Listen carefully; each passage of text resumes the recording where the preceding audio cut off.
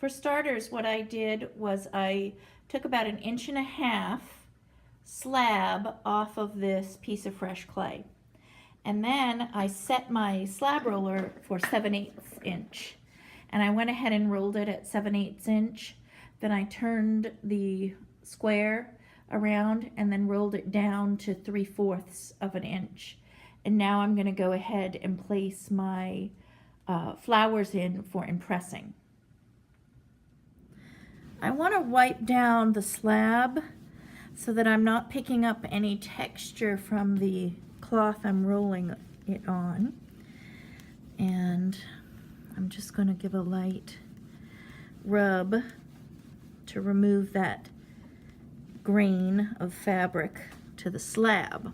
This will also give it a little bit of slip so that it can stick better.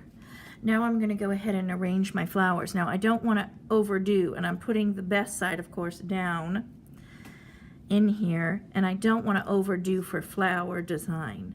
Just a few simple flowers, and then I'm manipulating the leaves so they're going to show in their best position, because I don't want to have a leaf crooked, etc. So I am putting them where I want them. I do like this overlapping, so I'm going to pull and move this in here like that, because it gives something lower as well. So right now I've got 3 or 2 actually flower designs, and then I'm going to add some of these smaller flowers here, and I'm going to just pinch them open. They've already started fading, so I'm going to just do one here, and then I'm just going to do the flower head. Actually, I think I want this one and this a little bit lower. Yeah, let's bring that lower. And then I'll do the 3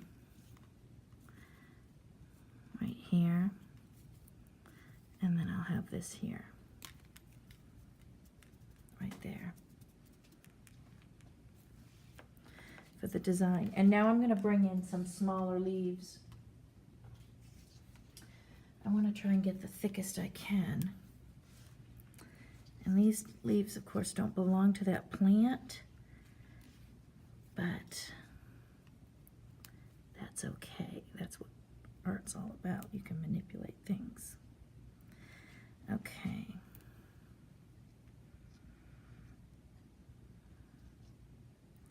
And then I'm going to go ahead, I want this head facing down and in that clay. And then I'm going to go ahead and run that now through the press. I'm going to move this leaf a little bit over here. Let's see. I think I might need a smaller leaf down here. Pull these off. Okay, so I'm going to go ahead and run that through the press. I set my rollers at now 5/8, and now I'm going to go ahead and run this through. Let's see if I can show you how I do that. If I get it started, there. Then I can just go ahead and roll it.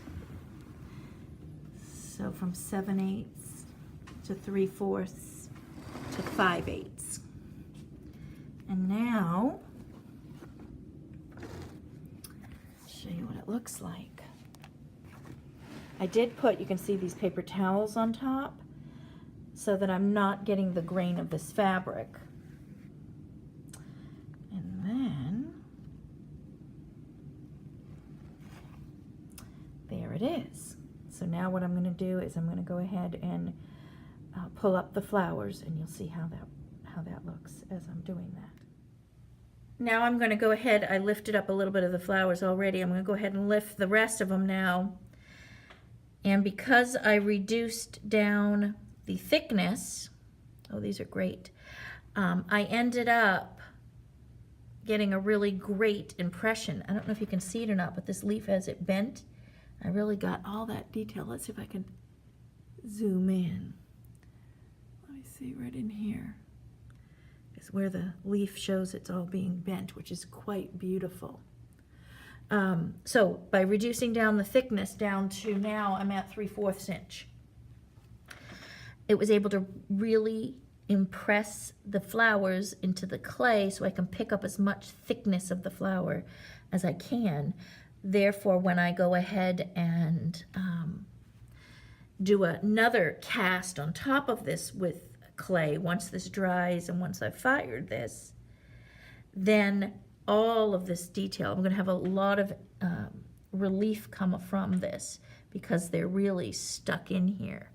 Now, sometimes if it sticks too much, initially I'll just pull off anything like this that's easy, but some of them that stick, I wait till they dry a little bit, and sometimes it's easier to pop out. Or you can use one of these little knives or needle tools, and that helps. But I don't want to mess with it too much while it's real wet, because I don't want to have my knife gouge this. So I will let it dry a little bit more if I have to. But take out as much as you can. You know, if it's obviously just sticking up like this, pop it out. But don't worry about every drip drop. And of course the kiln, or kiln, as everybody calls it. Oh, this is gorgeous. It's got a lot of relief. The kiln will burn off a lot. That's really going to be beautiful. So I'm pretty excited about this. We're going to use them on planters for the school. These didn't get that much, but I think she'll still show up. I think if the flowers are real fresh, then they don't lose a lot of their moisture, so therefore they're a little bit thicker. This just happened to be a bouquet that was left over from a birthday. Oh, beautiful. This is really gorgeous right here. So, lovely. I'll finish picking it off, and what I'll do is I'm going to go ahead and fire this. Of course, let it dry for a week or so once it's fully dry, because this is quite thick now. Like I said, it's at 3/4 inch setting. I am going to scratch the back a little bit so that I don't get any warping, and I'm going to have it dry pretty slow so that I don't get warping, so that when I'm pressing into this, it's not good. My mold's not going to crack after I fire it. But there it is, and then I'll show you the cast once I cast with clay. Here is the mold after it came out of the kiln. It was about, I want to say about 2 weeks that I just let it dry completely.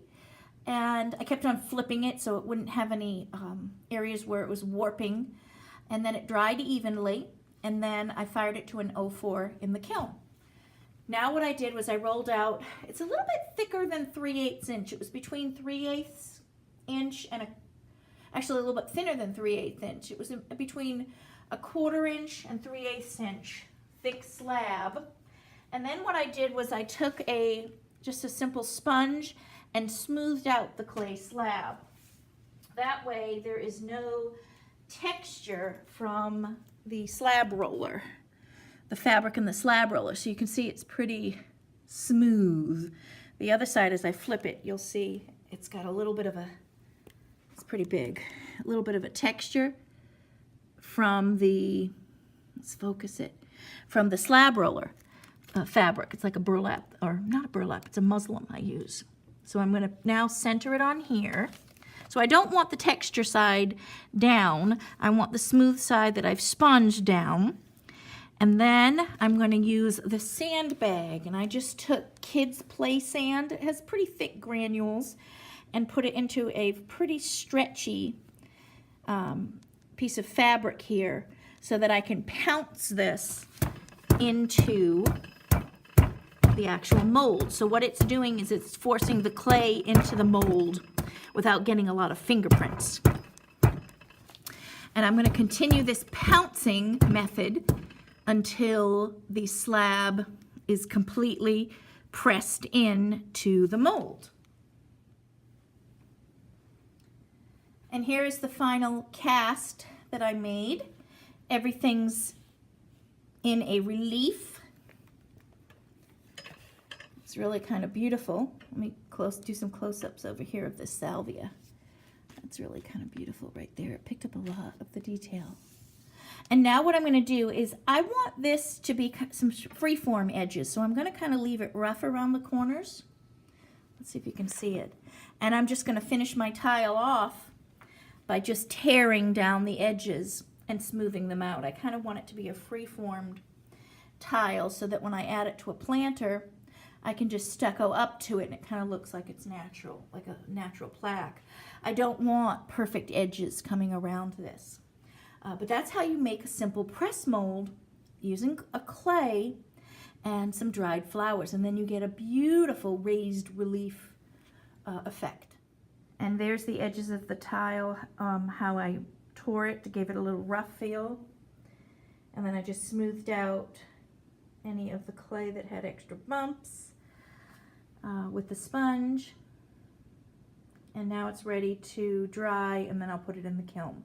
And then I'll mount this on the pot that I'm going to be using. I have a giant square concrete planter, and then we'll stucco around it. But that's raised relief, and I hope you enjoy the video. And here is another raised relief slab I just pressed.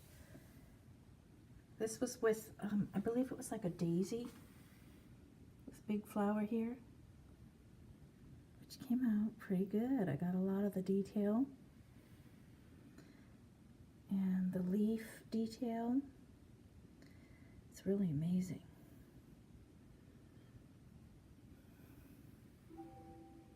And then this, I believe, was a salvia. Right there. The white's just chips from the mold that came off. But you can see, even the very, very, very thin leaves, we pick up some detail. And I'm just going to glaze it with a clear glaze, and before that I'll run a little brown underglaze on it and then rub it all off so it antiques it, and then I'll fire it with a clear glaze on top. So it's just very natural. A matte clear glaze as well, so it doesn't look real shiny and artificial. So it'll blend in with the concrete real nice for the planter.